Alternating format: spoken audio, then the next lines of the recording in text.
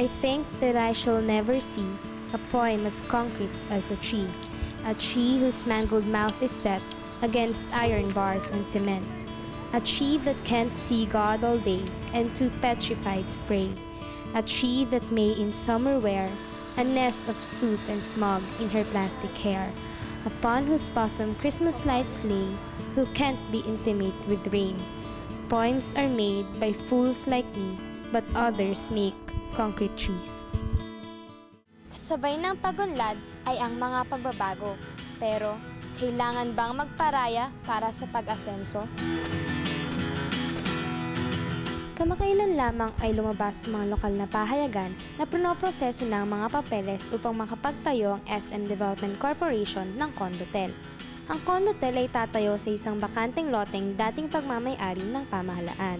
Sa loteng iyon ay may 967 na matataas na pine trees.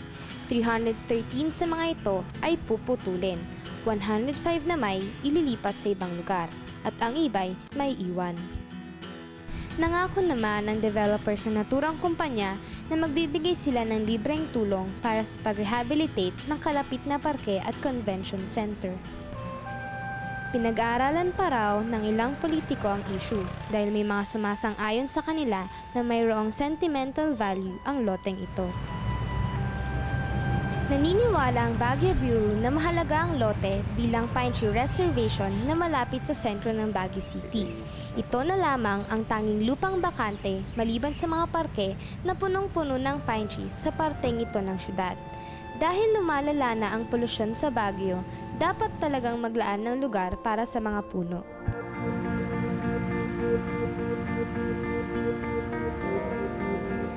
Ngayong nalalapit na ang selebrasyon ng 100 taong pagkakatatag ng Baguio bilang syudad, sana'y maalala ng mga kinukulan na pangalagaan ng kapaligiran at ang mahigit 100 taon ng bahagi ng kalikasan.